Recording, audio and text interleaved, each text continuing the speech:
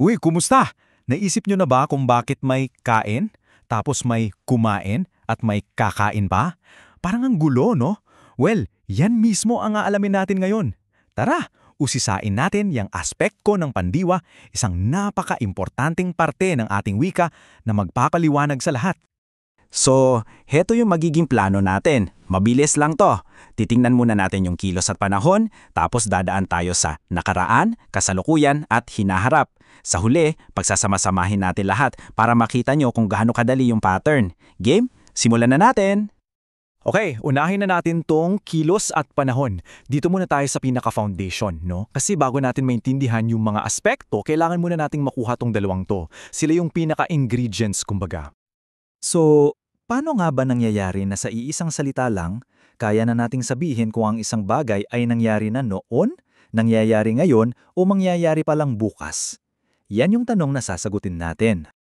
Unahin natin yung pinaka-basic sa lahat. Ano ba ang pandiwa? Well, simple lang, yan yung mga salitang nagsasabi ng kilos o galaw. Action words, basically.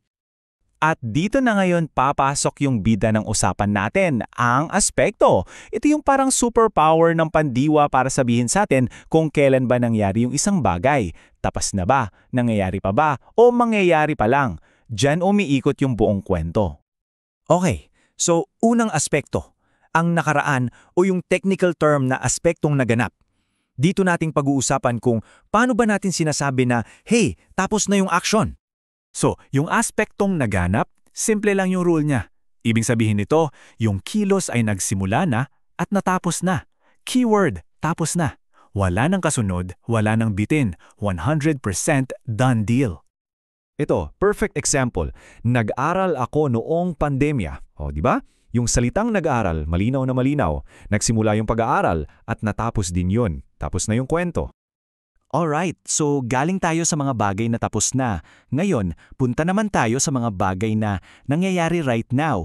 Ito naman ang kasalukuyan o aspektong nagaganap. Ano naman tong aspektong nagaganap?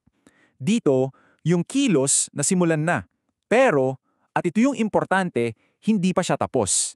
It's happening as we speak. Yung magic word dito ay ongoing. Patuloy pa siyang nangyayari. Check this out. Habang nag-aaral, tinanong ako ng aking guro. See? Yung action ng pag-aaral, yung nag-aaral, nangyayari pa lang siya nung may sumingit na ibang event, yung pagtatanong ng teacher. Gets? Ongoing yung pag-aaral.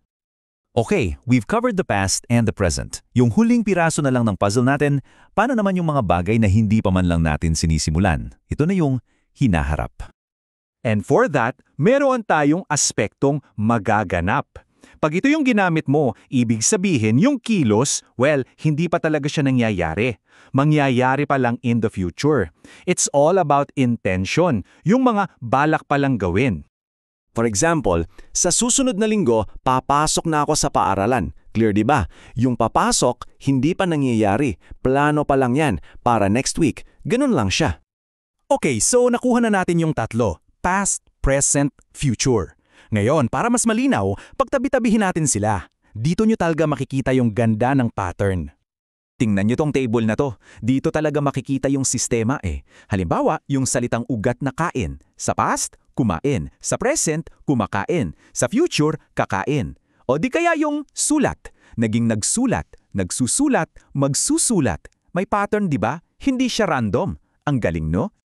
Sige, i-zoom in pa natin. Focus tayo sa isang salita, aral. Sa nakaraan, nagiging nag-aral. Okay, tapos na. Pero sa kasalukuyan, yung nagaganap, nagiging nag-aaral. Napansin nyo ba? Inuulit yung unang pantig, yung a. Yan yung clue na ongoing yung action. At para sa future, mag-aaral. Ang linaw ng rules, di ba? So ano yung key takeaway dito? Ito lang yung tatandaan ninyo. Tatlong status lang yan. Naganap, ibig sabihin, tapos na. Nagaganap, ibig sabihin, ginagawa pa. At magaganap, gagawin pa lang. Yun lang, ganun lang siya kadali. So, bilang panghuli, iiwan ko sa inyo ang tanong na to.